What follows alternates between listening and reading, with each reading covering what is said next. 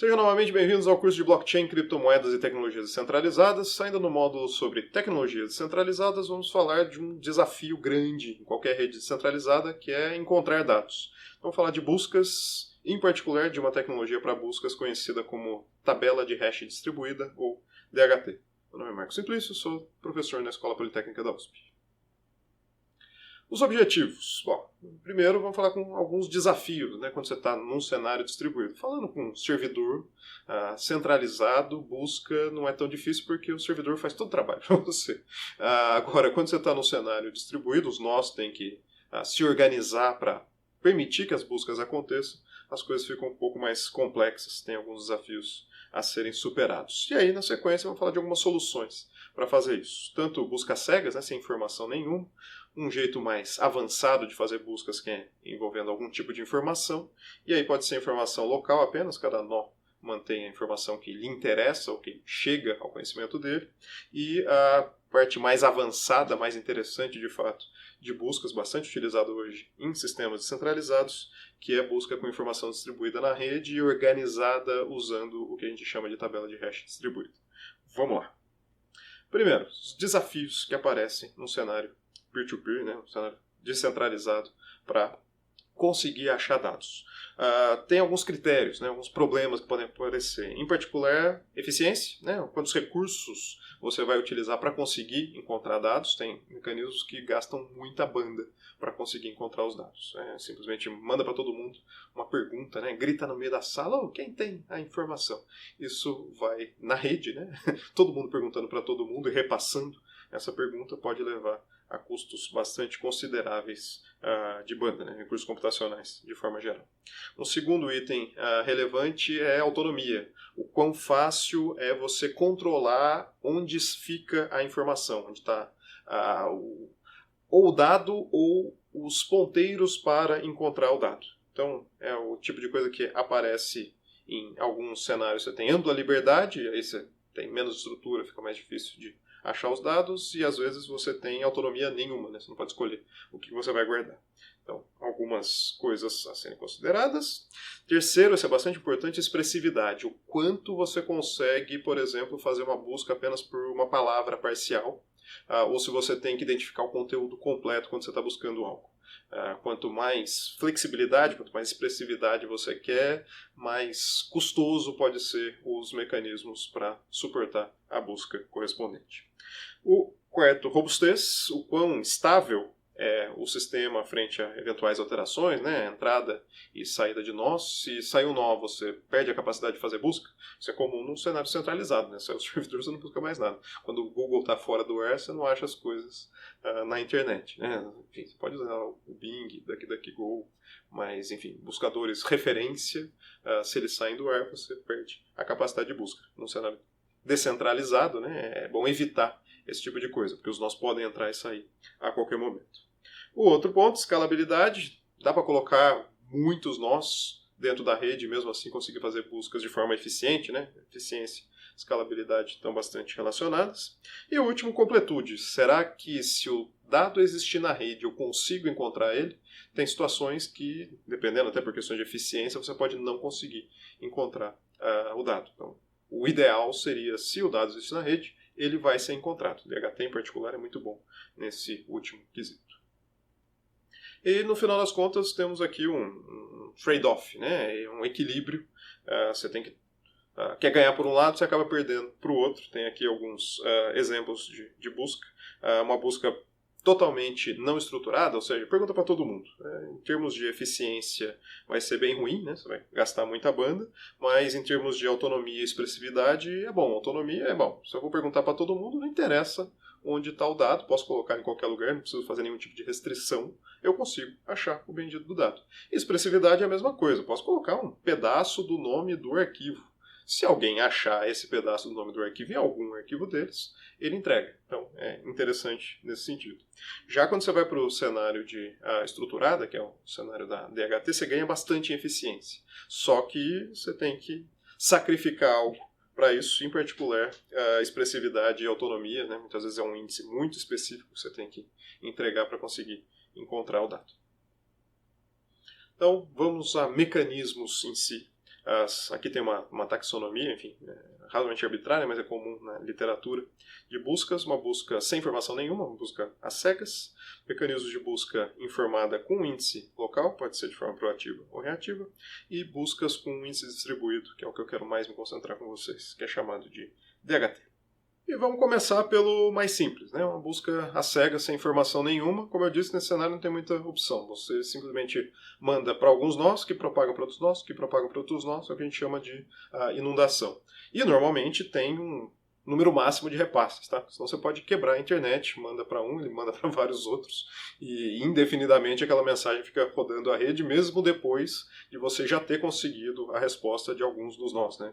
Fica ineficiente e inútil aquela consulta ficar passeando na rede o tempo todo. Então esse é um jeito de fazer, extremamente simples, extremamente desperdiçador de recursos, em particular por isso, né, essa questão de desempenho, foram criados alguns mecanismos um pouquinho diferentes. Um deles é o OBS modificado, você não manda para todos os seus vizinhos, todo mundo que você conhece, manda para alguns, só para um pedaço da rede. Então você reduz um pouquinho aí a carga total, né? Eu conheço 10 nós, vou mandar para 3 deles com um time to live, um número máximo aí de repasses de 5. Talvez até alguns desses meus vizinhos repassem para outros nós que são meus vizinhos. Então não preciso mandar para absolutamente todo mundo. É um exemplo de redução de custos, né? Aumento de desempenho. Existe um outro cenário chamado de random walk, ou passeio aleatório. Esse quem usa Windows em particular há muito tempo já deve ter visto aqueles descanso de tela que tem um pontinho que vai passeando pela rede toda, né, pela tela toda, né, ele bate em algum lugar, volta, e uma hora a sua tela fica praticamente toda coberta. Essa que é a ideia do passeio aleatório, né? Tem teorias sobre isso. Se você fica mandando não para vários vizinhos, manda para um só, e ele manda para algum outro aleatoriamente, que manda para um outro aleatoriamente, e por aí vai, é bem possível que você passe por boa parte da rede. Então isso pode ser suficiente para você encontrar o seu dado sem ter que fazer inundação.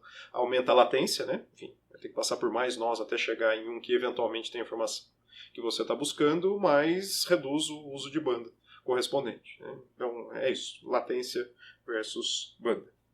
E o último, que está aqui colocado, enfim, tem outras, né? Aqui são alguns exemplos, a inundação com profundidade iterativa.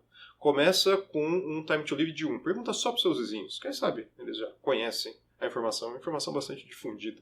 Não conseguiu? Aí aumenta. Manda para os vizinhos e pede para eles repassarem para os outros vizinhos. Então, assim, quando é uma informação fácil de achar, muita gente tem, isso aqui vai ser bastante eficiente, né? Afinal de contas, na primeira busca, né, na primeira iteração, provavelmente você já achou o dado que você estava procurando. Quando é um dado mais raro, né, tá difícil de encontrar, ele fica pior até do que a inundação simples. Porque você vai inundar uma vez, não achou. Inunda de novo aquele grupo e mais um grupo, continua não achando. Inunda de novo seus vizinhos, os vizinhos dos vizinhos, e expandiu mais a profundidade da busca.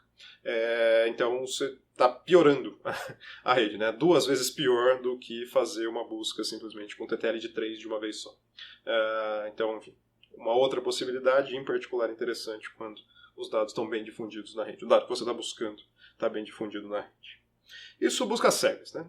Alguns exemplos aqui que dá para fazer. Não é muito comum em redes atuais fazer esse tipo de coisa, a não ser que, enfim, tem uma rede de tamanho razoavelmente pequeno, né? Por isso que não escala muito bem, gasta muitos recursos. Para fazer nível global não é muito interessante. Exceto se um ponto importante, né? Se você quiser propagar a informação, se o objetivo é mandar a informação para todo mundo, aí é usado broadcast inundação de fato. Por exemplo, quando tem um novo bloco em um blockchain, é comum ele usar inundação para avisar todo mundo da existência daquele novo bloco. Mas para busca, se estou procurando uma informação, já é menos interessante. E bom, todos esses problemas de desempenho da busca às cegas têm exatamente a ver com o fato da busca ser às cegas, né? Você não tem informação nenhuma. E se você guardasse essa informação de alguma forma? Você vai perguntar para os seus vizinhos se eles têm algo, por que você não pergunta para eles de uma vez o que vocês têm? E mantém um índice local. E aí, nas próximas buscas, você já sabe onde encontrar aquele dado, ao invés de ter que ficar inundando e perguntando um a um o que acontece. Então, isso é chamado de a busca proativa, né? Você pergunta para os seus vizinhos, e vizinho até um certo raio, né? Você pode perguntar para o seu vizinho do seu vizinho, pode aumentar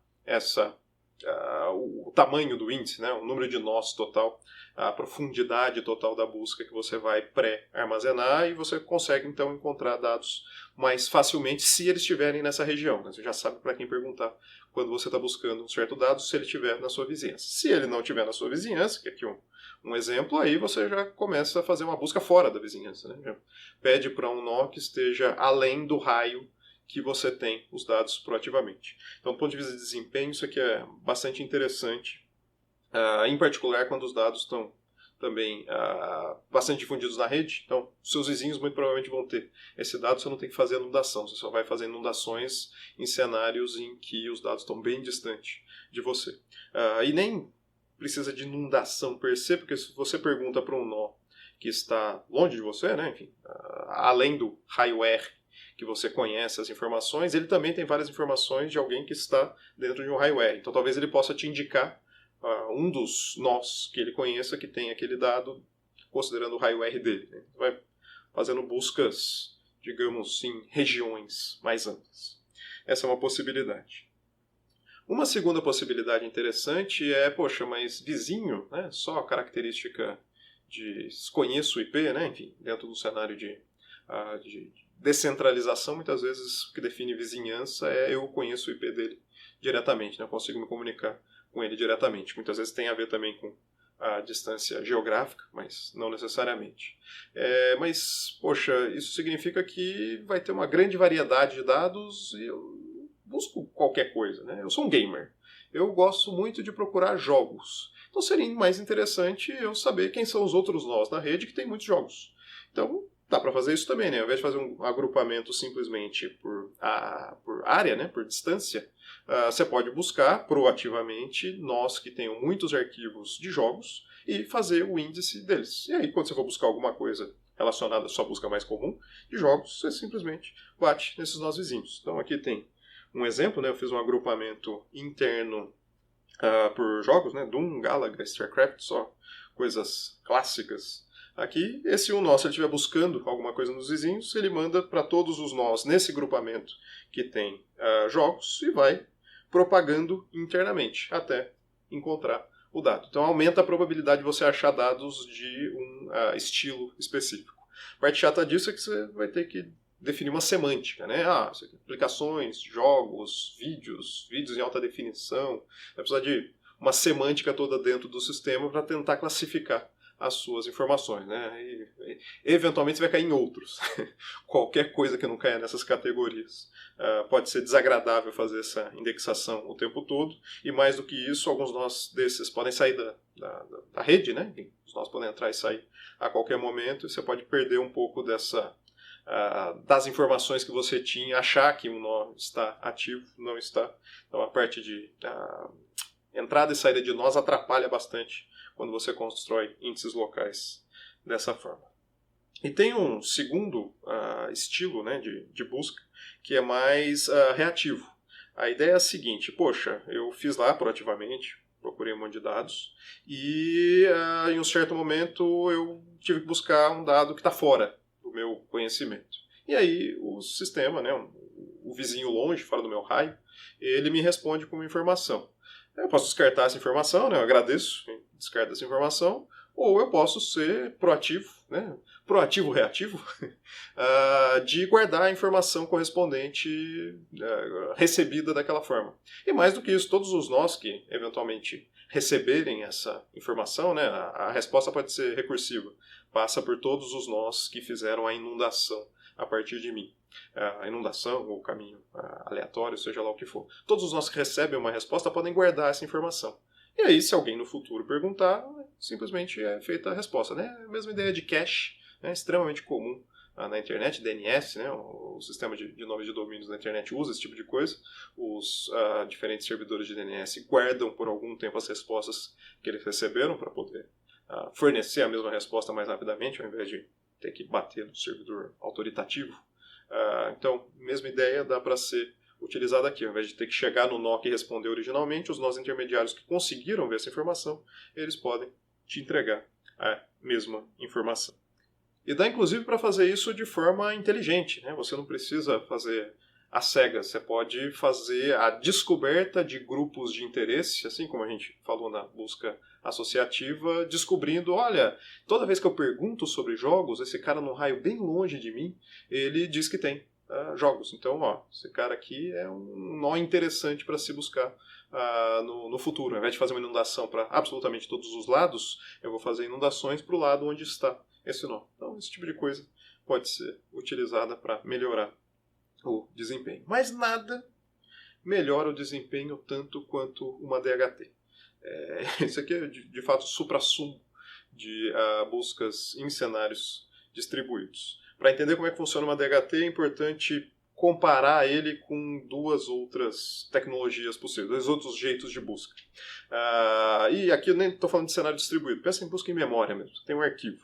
Primeiro, se você tiver que buscar, tem uma lista aqui, ó, 33, 45, 43, por aí vai, e você tem que buscar nessa lista não ordenada um certo número, por exemplo, o número 62.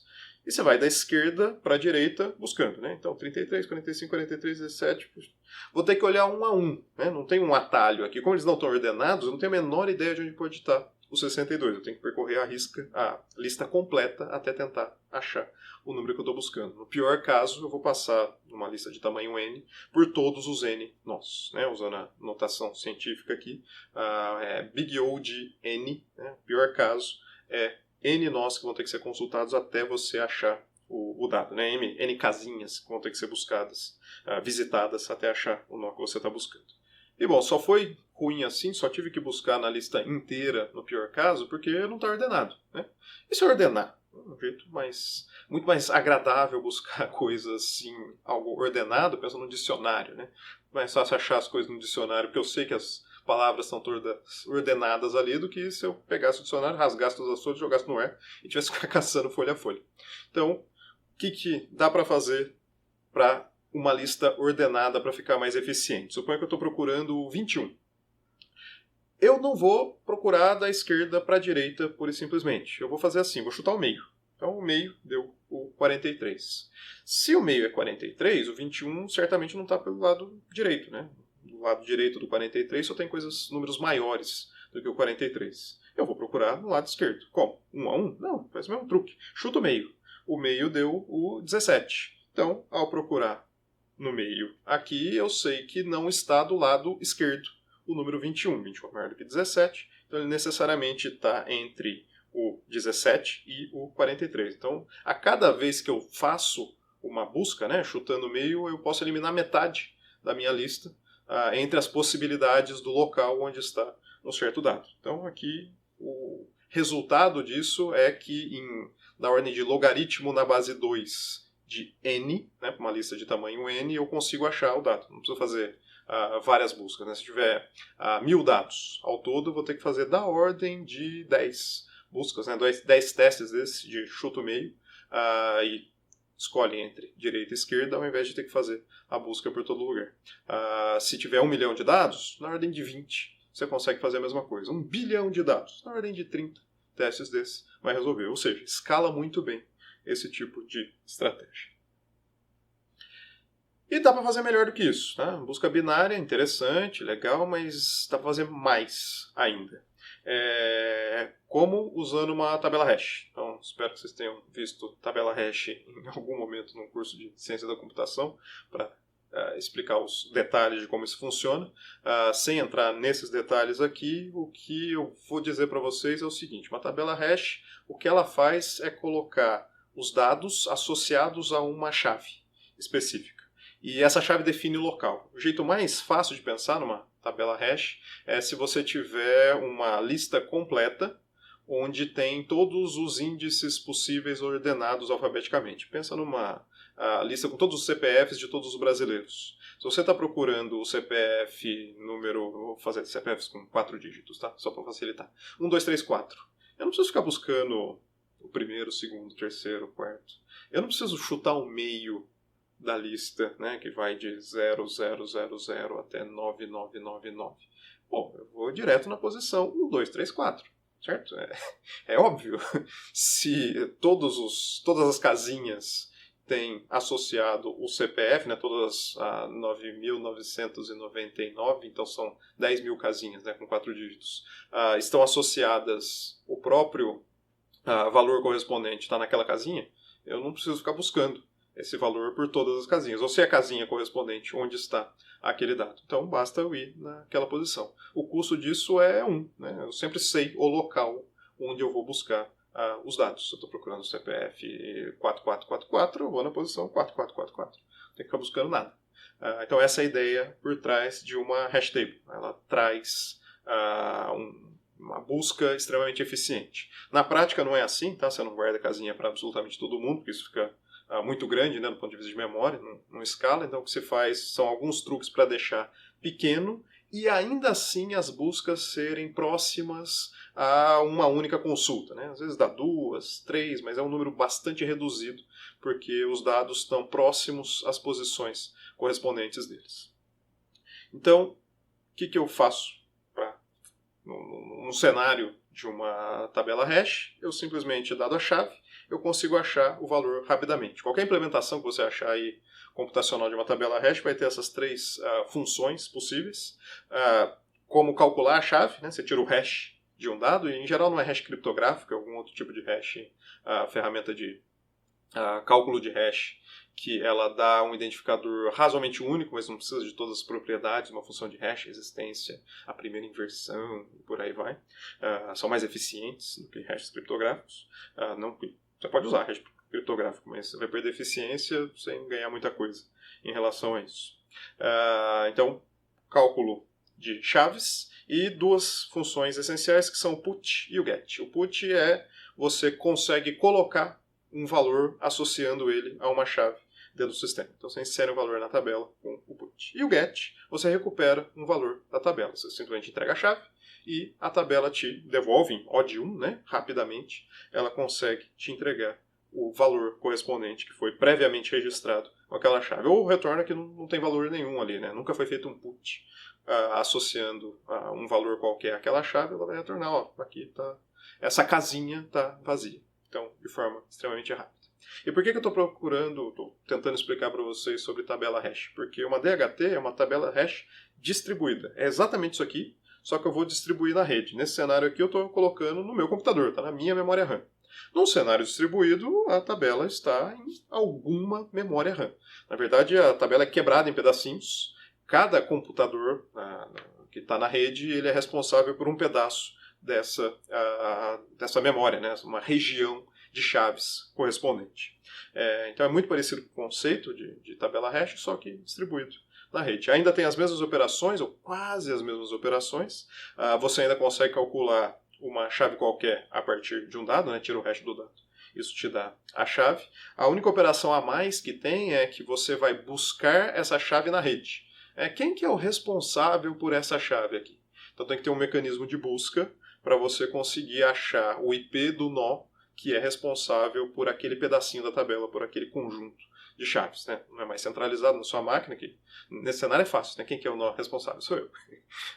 No cenário centralizado, você tem que buscar o nó na rede que tenha, seja o responsável por saber, né, os valores correspondentes às chaves. E aí o resto é muito parecido. Você tem uma operação de put e de get, que no nosso conto é uma operação de rotear até aquele IP que é responsável por aquela chave, uma operação de put ou uma operação de get, e ele devolve o dado correspondente no caso do get, e ele insere, né, a informação sobre aquele dado na tabela dele, no caso de um put. E aí, enfim, o custo das operações de put, get e de cálculo de chave é determinístico, né? Enfim, você consegue buscar rapidamente naquele nó, e agora basta ser eficiente e achar o nó, né? A operação de buscar o IP correspondente a uma chave, que é um pouco mais custosa, mas bons mecanismos, né, que é os que eu vou discutir aqui, eles também conseguem fazer de forma bastante eficiente, na ordem de logaritmo de n, você consegue encontrar o nó. Então, se tiver n nós na rede, você consegue, em log de n, log na base 2, achar aquele dado. Então, exemplo numérico, né, 1000 nós na rede, uns 10 saltos, né, uns 10 consultas, você consegue encontrar o nó correspondente. 1 milhão, 20 consultas. 1 bilhão, 30 consultas. Então, escala bastante, né? Tem muitos nós na rede, com 30 consultas, 1 bilhão de nós, você consegue achar qual nó é o responsável por aquele pedacinho da tabela correspondente. O que eu quero mostrar para vocês são alguns algoritmos para fazer isso. Antes de mostrar os algoritmos em si, eu tenho aqui alguns exemplos só para tentar clarificar melhor como fica essa distribuição da tabela na rede. O que eu fiz aqui foi colocar alguns computadores, cada um deles com um pedacinho da tabela hash, e cada nó desses na rede ele tem um identificador. E o que eu vou fazer é colocar os nós, os pedaços da tabela, né, as chaves correspondentes, mais próximas àquele nó, como sendo a região da tabela hash que aquele nó vai cuidar. Então, por exemplo, o nó cujo hash é 34, ele guarda todas as chaves que são 34, 35, 33, nos arredores de 34. Este nó aqui, ele vai saber os valores, né, correspondentes a uma entrega, ao que tem que ser entregue, né, como o valor correspondente a uma busca. Então, como é que funcionaria nessa rede aqui uma operação de get e uma operação de put? Então vamos lá, fazer o put primeiro. Primeira coisa, o nó 34 ele quer inserir um arquivo na rede, um arquivo do tipo MP3, e o que ele faz é tirar o hash desse arquivo. Então tirou, deu o valor 27. Vou fazer um hash com 2 dígitos apenas, né? O hash de verdade é bem maior do que isso na prática. Então tirei o hash, deu o valor 27. Quem que vai armazenar essa informação? Bom, quem que é o nó na rede cujo ID é o mais próximo de 27. Se você olhar aqui na rede toda, é o 25. Então, enfim, aqui a gente está em God Mode, né? Estamos olhando a rede toda, a gente sabe disso. O nó cujo ID é 34 não sabe, ele vai fazer uma operação de buscar, e depois de um custo aí da ordem de logaritmo na base 2 do número de nós na rede, ele vai conseguir descobrir que o IP 25 é o mais próximo deste valor 27, que foi o hash dele. Então, o que ele vai fazer é fazer uma operação de put para o 25. 25. Se alguém te perguntar quem tem o dado cujo hash é 27, responda como valor da resposta, né? Responda o meu IP 34. Então, o que eu estou fazendo aqui é, cada nó da rede, ele vai armazenar os endereços IP que tem o arquivo correspondente. Tem alguns sistemas que armazenam o dado diretamente, né? Então o nó 25 teria que armazenar o arquivo, o arquivo .mp3. A maioria das redes não faz isso exatamente, a não ser que a informação seja pequenininha. Vou dar um exemplo real, no caso do IPFS, como parte dessa disciplina também. Mas agora o nó 25 sabe que se alguém precisar de um arquivo cujo hash é 27, ele pode falar, o 34 tem esse dado. Por quê? Porque o 34 informou ele, né? Fez a inserção desse dado dentro da rede. E aí como é que os nós fazem, então, para achar o nó 34 como sendo o dono dessa música? Muito simples, mesmo truque. Eles tiram, enfim, agora eles sabem a chave, né? Eles vão tirar o hash do arquivo porque eles não têm o arquivo. Eles acham essa chave, está em algum lugar. Quando a gente estiver falando sobre BitTorrent, eu vou mostrar um exemplo específico. O link magnético é essencialmente o hash do arquivo. Então eles sabem a chave, eles querem o arquivo correspondente àquela chave. Procuraram aí no site qualquer, falou, o que você está buscando, a chave dele é 27. Descobre aí na rede quem tem esse arquivo. Simples, faz a busca por essa chave, vão encontrar o IP 25, vão fazer uma operação de get para o IP 25 e o nó cujo IP é 25 ele vai entregar, olha, o nó cujo IP é 34, né, o nó dono do identificador 34, está aqui o IP dele, fala com ele, ele tem o bendito do arquivo, ele me informou recentemente disso. E aí, o nó aqui que fez essa busca, né, o nó de ID 68, vai falar com o 34, ele sabe o IP. Basta pedir o arquivo correspondente. Chega para lá e fala, me dá aí o arquivo cujo hash é 27, por favor. Problema resolvido. De forma altamente eficiente, perceba que tanto o put quanto o get só demoraram um pouquinho, que foi o tempo necessário para achar o nó, né? Achar o nó 25, como sendo o nó detentor das informações referentes ao arquivo cujo hash é 27. Quem que pode gerenciar uma DHT, né? Como é que se constrói uma DHT? Tem tanto DHTs baseadas unicamente em peers, né? Descentralizada, de fato, os nós que estão executando uma aplicação qualquer são também os nós que estão mantendo a DHT. Vou mostrar o exemplo específico do BitTorrent, que é um exemplo interessante para isso. E tem alguns cenários que você coloca um servidor, né? Fica híbrido descentralizado, né? Os servidores podem ajudar nesse tipo de busca. Os dois são possíveis, os dois são utilizados, muitas vezes mesmo baseado em peers, o pessoal coloca alguns servidores no meio do caminho, como peers possíveis, né? Alguns dos nós na rede possíveis, para poder fazer a comunicação diretamente com eles, né? Garantir que tem pelo menos algum nó que vai ficar ligado com uma grande frequência, mas aí é uma decisão de projeto, né? As duas possibilidades funcionam. Então, ok, espero que tenha ficado claro o conceito da DHT. Vamos ver alguns algoritmos que dão DHT. Está muito confuso isso aí. Como é que diabos o cara vai conseguir descobrir qual nó que é na rede o mais próximo? Então eu vou fazer uma solução ruim, em princípio, mas que mostra o conceito, pelo menos. Dá para achar o nó. A garantia de que você consegue encontrar o nó de completude, esse algoritmo aqui com hash consistente dá. Não vai ser altamente eficiente, mas pelo menos eu consigo achar o nó cujo ID é o mais próximo do arquivo que eu quero colocar na rede, né? O processo de busca vai funcionar, a operação. Então vamos lá. O que eu vou fazer? Eu vou calcular o hash do arquivo, como sempre, e vou associar o nó mais próximo de H. Isso já tinha sido colocado aqui. O que eu vou fazer, então, para os nós conseguirem se comunicar, é associar eles num círculo. Então, cada nó se organiza numericamente, né, por ID. Ele sabe qual que é o próximo nó nele, o vizinho dele, cujo ID é o número dele mais alguma coisa, né? Sempre o próximo crescentemente. E aí, isso num círculo, né? Então, o nó cujo ID é o maior na rede, ele sabe o nó cujo ID é o menor na rede. Então vai ser uma coisa parecida com isso aqui. Aqui eu coloquei identificadores binários, vai ficar mais claro porque quando eu estiver mostrando o Cadenia. Então eu coloquei aqui identificadores de 4 bits. Os nós que estão na rede não são todos os valores possíveis de 4 bits, né? Não tem 16 nós na rede, tem 3, 6, 7 nós na rede. Tem o 0001, 0011 e por aí vai até o 1111.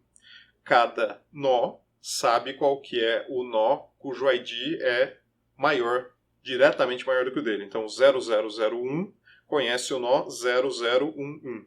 O 0011 conhece o nó 0100. E por aí vai. Então, todo mundo sabe quem que é o sucessor dele na rede. E suponha que o nó cujo ID é 1111 tem um arquivo que é 1110, né, o hash correspondente. Então, este cara sabe, tem o arquivo, né, que está sendo buscado pelo nó cujo ID é 0011. E o nó 001 que ele vai fazer é, quem que é o nó aí que pode me entregar o arquivo 1110? Eu estou buscando esse arquivo aqui, uma música muito interessante, gostei, ouvi na rádio. Quem que pode me ajudar aqui? Quem que pode me entregar esse bendito desse MP3? Eu só sei o ID dele, eu só sei que é 1110, não tem o arquivo em si. O que ele pode fazer então? Bom, ele vai ter que achar o bendito do nó 1111 de alguma forma. Ele só conhece o nó subsequente, então ele pergunta para o nó subsequente. Ei, você sabe quem tem o arquivo? Ele não sabe, mas não tem problema, ele vai repassando. É um círculo, todos os nós estão nesse círculo, uma hora vai chegar no nó 1111, que vai poder responder diretamente para ele. Então você faz uma busca aí nesse anel, nesse círculo de hash consistente, e você vai conseguir completude garantida que se algum nó na rede tiver o dado, ele vai conseguir responder para você. Se o dado não existir, ele vai fazer o círculo completo, chegar no nó aqui 0011, a própria busca dele, né? E aí ele vai ver, ixi, não tem na rede, né? Passou por todo mundo e ninguém respondeu, o arquivo simplesmente não existe. Mas isso aqui funciona do ponto de vista de achar os dados, né? Da completude. Não dá desempenho, tá? Não é esse o objetivo. Percebo que o pior caso ainda vai ter que dar a volta completa, né? A complexidade aqui é O de N, né? No pior caso, são N nós que vão ser consultados dentro de uma rede de tamanho N.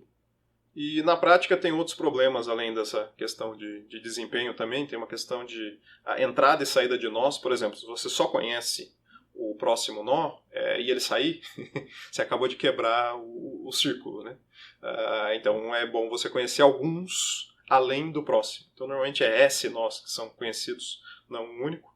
E a entrada de um novo nó também é bom você conhecer alguns nós a mais, em particular seu antecessor, para você poder informar o nó entrante na rede onde é a posição dele dentro do sistema. Então, sem entrar nos detalhes aqui, você precisaria ainda de alguns nós a mais, né? Alguma redundância, não apenas conhecer o próximo nó, senão você vai ter problemas de manter essa rede. Mas o meu maior problema, enfim, tem que resolver esses também, né? Mas como o desempenho não está bom, vamos ver uma coisa com desempenho mais interessante, né? Eu falei de a busca era O de log de n, né? Aqui a busca está passando pelo círculo todo, está dando O de n, está ruim, então vamos consertar esse problema. Como é que dá para fazer? Uma ideia é, vamos manter o círculo, a ideia do círculo é boa, você consegue achar todos os nós ali, mas andar um a um tá meio ruim, né? Lembra? Quando você tem uma busca ordenada, uma lista ordenada, você não precisa fazer a busca um por um. Você pode fazer saltos, pula para o meio, vê se está para a direita ou para a esquerda, lembra disso? Então, é essa a ideia que implementa o CORD.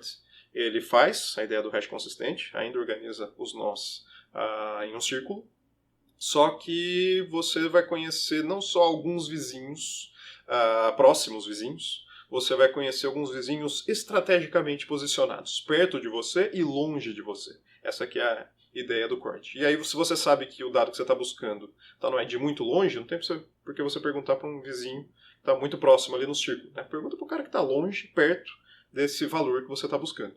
Então é exatamente essa ideia que faz o CORD. Então ele é baseado em hash consistente, tem ainda essa forma circular, unilateral, né? Você sempre pergunta para frente, só que cada nó ele vai ser responsável por um conjunto de IDs, todos os IDs que estejam na região logo depois dele, então por exemplo aqui, logo anterior a ele, perdão. Então no exemplo aqui eu tenho o nó 86, e o nó 86 ele é responsável por todos os IDs, né, o pedaço da tabela hash correspondente, ele é responsável por 86, 85, 84, 83 até o 73.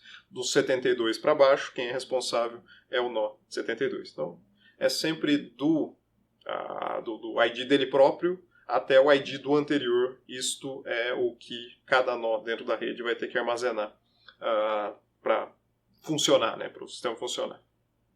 E aí o que eu vou fazer é essa brincadeira de selecionar alguns nós para serem conhecidos por mim, para eu poder fazer as buscas, né? São S nós, mas quais serão eles? Eu vou construir uma tabela conhecida como finger table.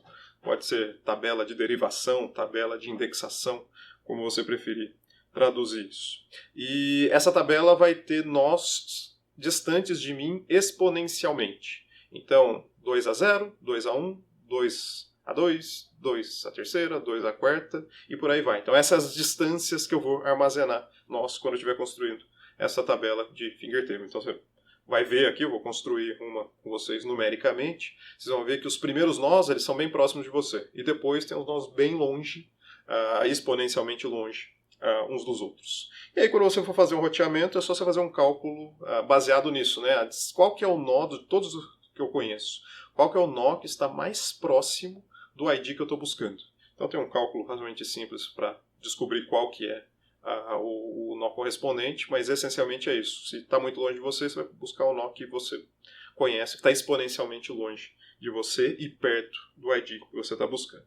Então deixa eu colocar um exemplo numérico aqui, porque aí fica muito mais fácil de enxergar as coisas. Vamos construir uma finger table. Eu sou o nó 67, e o que eu vou fazer é construir, então, uma lista, né, a tabela de indexação para o espaço de IDs correspondentes de 0 até 99. Né? Os hashes aqui são hashes de 2 dígitos. O que eu faço? Então, eu vou pegar 67, né, o meu ID, e vou fazer 67 mais 2 elevado a 0. Né? Então, 67 mais 2 elevado a 0 é 1. 68, este vai ser o primeiro índice da minha tabela de indexação. Não tem 68 na rede. Quem que é o mais próximo do 68? É o próximo nó, que é o 72. Aí eu faço agora 2 ao quadrado. Então, 67 mais 2 a 1, né? 2 ao quadrado é o seguinte. Então 67 mais 2 é o 69. Bom, 69 também não tem alguém na rede, é o 72.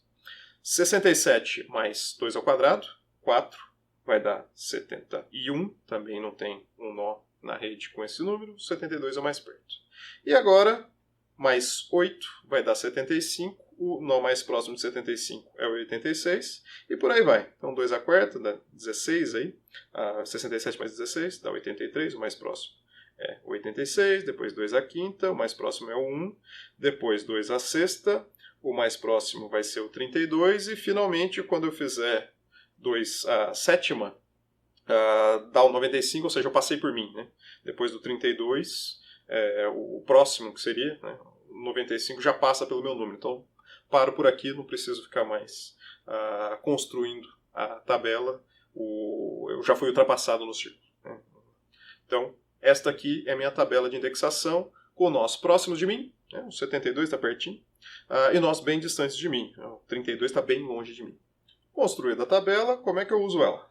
Bom, vamos fazer aqui um exemplo. Né? Então, vou fazer uma busca pelo ID 25, né? Eu sou 67, vou fazer a busca do ID 25, ele está ali na região entre 8 e 32, então vai ser o 32 que vai armazenar ele, mas enfim, como eu, nosso 67, não tenho essa visão global da rede, eu vou ter que usar a minha finger table para tentar descobrir qual que é o nó que tem essa informação, né, para perguntar para ele. Então vamos lá.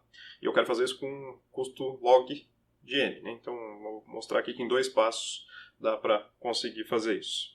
Primeiro passo, eu vou fazer este cálculo, tira logaritmo na base 2 de o ID que eu estou procurando menos o meu ID, resto da divisão por 100. Então, não vou entrar nesse detalhe, pode colocar aí na calculadora o cálculo correspondente, é a mesma coisa que log de 58, né? Quando você faz resto da divisão por 100, se é um número negativo, você soma 100, vai dar o número que você está buscando. Log de 58 é aproximadamente 5, né? 5 ponto alguma coisa, então tira alguma coisa, pega só o número inteiro correspondente. O resultado deu 5. Isso significa que na minha finger table eu vou pegar o nó cujo ID esteja na posição 5 e vou perguntar para ele qual que é o nó correspondente que pode me dar a informação que eu estou buscando, o valor, né, correspondente ao ID, a chave 25. Então eu descubro ali que o nó mais perto que eu conheço, que é mais provável de ter essa informação, é o nó de número de ID 1. Então vou perguntar para ele. 1. Você pode, por favor, me dizer qual nó tem esta informação, né, que é o responsável pelos IDs, pelo ID 25 que eu estou buscando? O que o 1 vai fazer? A mesma coisa que o nó 67, o mesmo cálculo. Ele pega o ID dele, menos 1, resto da divisão por 100, então vai ser o log de 24, dá 4 e alguma coisa, ele vai na finger table dele, na tabela de derivação dele, e vai ver que o 4... ele tem o valor 32. Então, vou perguntar para o 32. 32, quem que é o responsável pelo 25? Você sabe? E, bom, achou, né? Sou eu. O 25, então, pode responder para o nó 67, dizendo que ele tem o dado correspondente e problema resolvido. Então, essa é a mágica do CORD, né? Você consegue achar qualquer identificador na rede usando simplesmente na ordem de log n buscas, né, consultas a outros nós, você consegue achar o nó responsável por qualquer chave que esteja registrada nessa rede. Então aqui eu tenho uma rede com 7 nós, vou precisar de 2 a 3 consultas no máximo para conseguir achar o ID que esteja dentro dessa rede usando a finger table de forma bastante eficiente, portanto. E, bom, um detalhe que é relevante mencionar, né, que tem a ver com o que eu nem quis resolver quando estava mostrando a parte a hash consistente, né, tem no slide, mas discuti com vocês, como raios um nó que acabou de entrar na rede, ele consegue participar, né, avisar os outros nós da existência dele e também construir sua própria finger table, porque ele não consegue fazer consultas dentro da tabela toda. Então, o que você precisa para entrar numa rede CORD? Você precisa conhecer um nó, de alguma forma. Vem com o aplicativo, tem um site web, é o seu amigo que já está na rede, enfim, você precisa de um ID que esteja dentro da rede. E você pede para ele para achar o seu predecessor, né? Quem vai ser o nó que ficaria imediatamente antes de você dentro do círculo. Então, eu vou pedir aqui, eu sou 82, vou pedir para o nó 1 para fazer isso por mim. O que ele vai fazer? Ele faz uma busca pelo valor do 82 e descobre que o nó que é o responsável pelo valor 82 é o 86. Você pergunta para o 86 quem que é o seu predecessor. Lembrando, a ideia é todo mundo guardar um predecessor. O seu próprio predecessor, né? Não um predecessor, o seu predecessor para poder dar suporte a exatamente esse tipo de operação. Então, pergunta para o 86 quem é o predecessor dele, ele fala o 72, pronto. Agora o ID1 sabe para quem ele tem que perguntar para conseguir fazer a construção da tabela de derivação para o nó 82. Então é isso, pede para o 82 construir a finger table, não tem nada de secreto no algoritmo, né? É só fazer o cálculo correspondente usando o 82. O 72 então faz isso aqui, ele descobre quais são os valores para 0, 1, 2, 3, 4, 5, 6 de I, que ele tem que entregar para o 82 e simplesmente agora o 82 entrou na rede com a finger table. Neste momento ele consegue fazer qualquer busca já dentro da rede. A única parte chata é que ninguém conhece ele.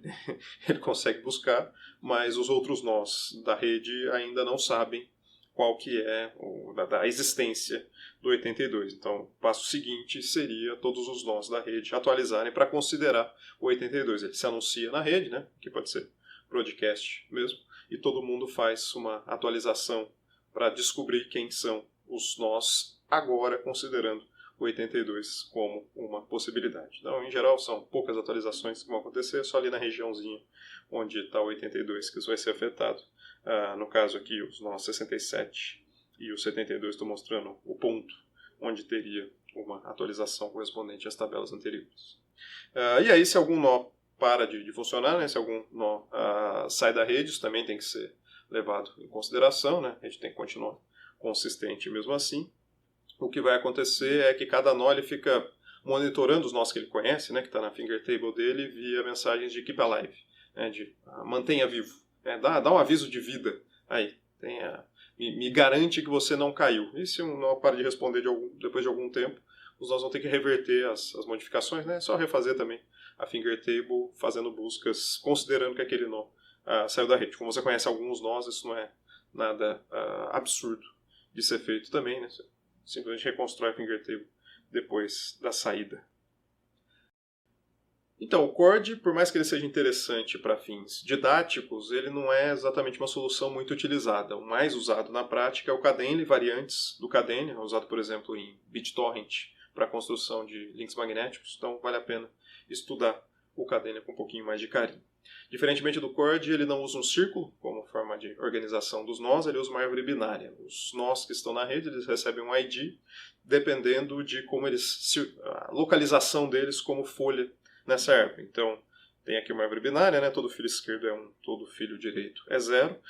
A folha que está mais à direita ali, ela é a folha cujo ID é 000, né? Basta ir da raiz até a folha, vendo quais valores de 0 e 1 aparecem aí nesse caminho, esse vai ser o ID correspondente. Então aqui eu tenho uma árvore com IDs de 3 bits e todos os nós correspondentes, os IDs deles, podem ser vistos nessa folha.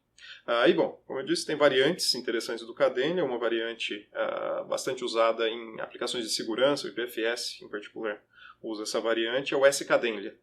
O objetivo dessa variante aqui, o S é de seguro, é evitar que algum nó consiga escolher o ID dele arbitrariamente da rede. Ele chega e fala, meu ID é o 0000. Não pode. Enfim, até pode, mas tem um certo custo computacional para conseguir fazer isso. Todo ID é, na verdade, calculado como hash de uma chave pública. E não pode ser qualquer hash. Tem que ser um hash começando com um certo número de zeros. Muito parecido com a ideia de Proof of Work dentro do Bitcoin. Então você tem um custo computacional, um cryptopuzzle aqui, um desafio criptográfico para conseguir escolher um ID dentro da rede. Então você não escolhe simplesmente, você tem que ter um esforço para achar algo que seja condizente com aquilo que você está buscando. Isso evita manipulação do tipo, se eu pegar alguns IDs aqui eu consigo manipular a rede de forma mais fácil. Não dá que você não consegue escolher os IDs. Deixa eu mostrar o funcionamento. Então, um Kadena, de verdade usa algo da ordem de 160 bits, às vezes 256 bits como seus identificadores, e aí dá suporte a uma grande quantidade de nós, né? Todos os computadores do mundo vão caber nessa brincadeira tranquilamente. Para não ter que mostrar todas as folhas, estou usando uma representação reduzida aqui, mostrando só as folhas mostrando como folhas cada um dos nós cujo prefixo é exclusivo. O que eu quero dizer com isso? O nó ali vermelho, mais à direita, o prefixo dele é 000, mais um monte de coisa na frente, mas ele é o único que começa com 000. Então, para não ter que mostrar todos os outros nós possíveis, estou representando ele simplesmente como 000. Isso já identifica ele dentro da rede. O nó roxo é a mesma coisa, né? 1001 é o único nó que tem esse prefixo, e o nó amarelo 01100 é o único nó que tem esse prefixo. Então, é assim que eu vou mostrar. Vou fazer um exercício aqui de como funcionaria a DHT dentro desta árvore.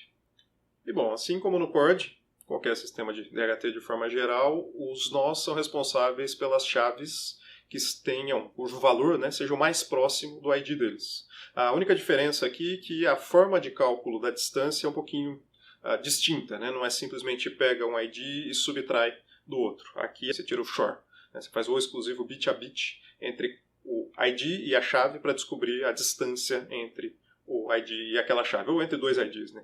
Então, na prática, isso significa que nós que tenham o mesmo prefixo em comum, né? Quanto maior o prefixo que eles tiverem em comum, mais próximos eles estão um dos outros. Vocês podem ver que o resultado do shor de qualquer coisa com essa característica vai dar um número, né? Se interpreta aquilo como um número, vai dar mais próximo se eles tiverem prefixo em comum.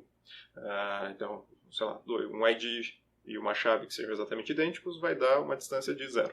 Se você tiver a distância no primeiro bit, né, no mais significativo, vai dar 1 e um monte de zeros. A distância é grande pra caramba. Então, quanto maior o prefixo, menor é a distância. O maior prefixo em comum, menor a distância entre os dados que você estiver colocando aqui, o x e o y, que você estiver tentando calcular a distância. E como é que o Kademlia usa, então, essa estrutura para facilitar a busca por nós? É razoavelmente simples. Cada nó, assim como acontecia no Chord, ele tem que conhecer nós distantes dele e próximos dele. Então, para saber quem que está distante e quem que está próximo, o primeiro passo é constrói, olha na árvore, né? Então, estou pegando o nó aqui, o vermelho, 0011. Vou pegar todas as subárvores que tenham prefixos em comum com ele e menos em comum com ele. Então, estou separando aqui a árvore que tem os 4 bits em comum, aliás, os 3 bits em comum, né? Os 4 não tem como, porque só tem ele que tem 4 bits, 0011. Então estou pegando a árvore que tem tudo em comum, exceto o último bit, 0010. É aquela árvore ali com prefixo em comum mais baixo. Estou pegando uma árvore que tem o prefixo em comum só o 00. Então é aquele nó mais à direita, né? Uma árvore de um nó. Que tenha o prefixo em comum apenas o 0, então é 0, 1, alguma coisa. É algum nó daquela árvore ali que eu vou ter que conhecer. E a outra árvore, né, que é a mais longe de todas, que não tem absolutamente nenhum bit em comum, né? Se o vermelho começa com 0, os nós cujo ID começam com 1, aquela subárvore mais à esquerda. Eu vou pegar um nó de cada uma dessas subárvores. Esses nós eu tenho que conhecer, né? Essa é a minha tabela de derivação, é a minha tabela que permite dar saltos próximos e longe para conseguir buscar um nó qualquer. E bom, para fazer a busca conhecendo esses conjuntos de nós, tanto perto de você quanto longe de você, é muito parecido com a ideia do Chord. Quando o ID que você está buscando está perto de você, você pergunta para os seus vizinhos próximos. Quando o ID que você está buscando está longe de você, você pergunta para os seus vizinhos longe. Então, o que eu vou fazer? Vou pegar aqui o nó vermelho de novo. Como exemplo, o ID dele é 0011 e vamos supor que ele está buscando uma chave cujo valor é 111010, né? Mais alguma coisa. Aqui a gente está em God Mode, né? Dá para olhar na rede e dá para ver qual que é o nó que vai ser responsável.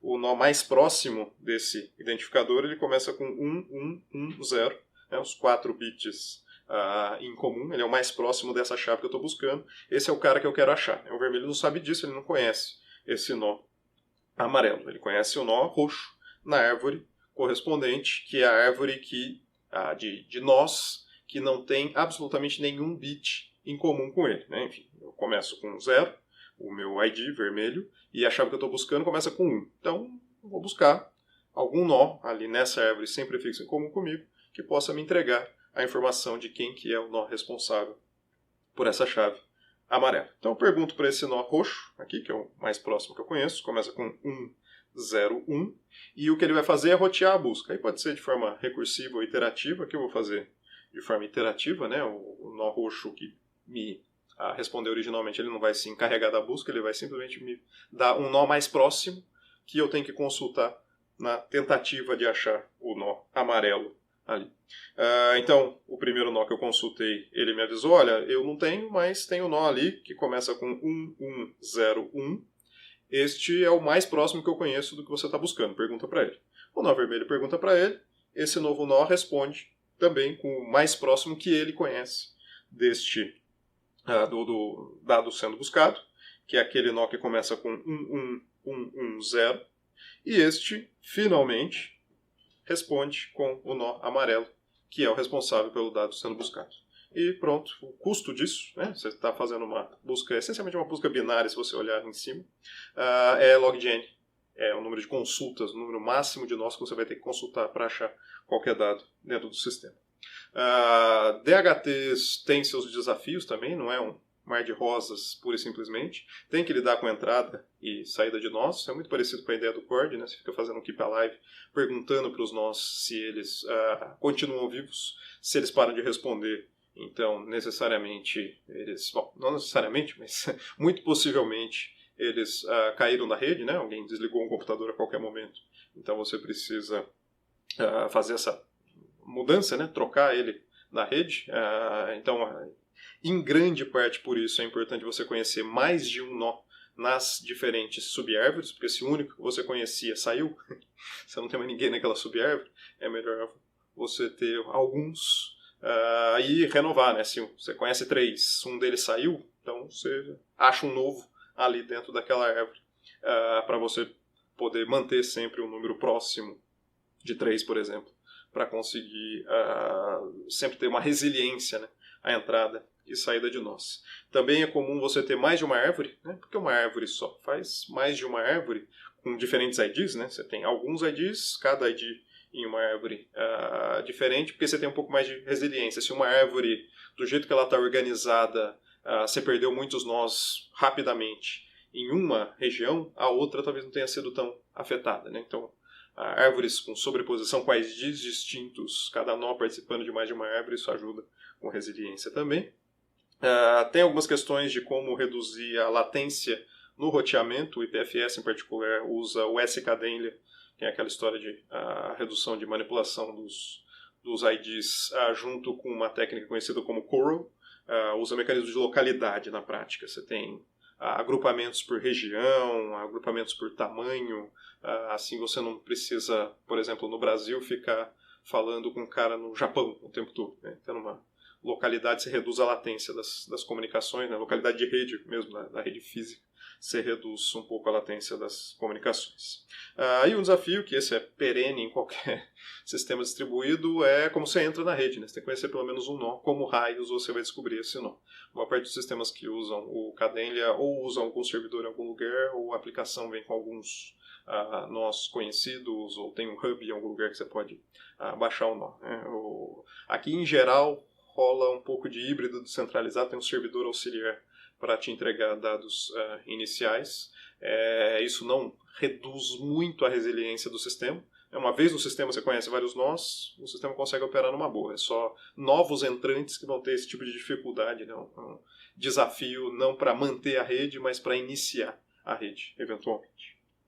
É isso que eu queria falar sobre buscas DHTs, um assunto técnico muito interessante, muito poderoso, né, como tipo de tecnologia. Espero que tenham gostado. Caçem mais informações a respeito. E fico por aqui por hoje. Até mais.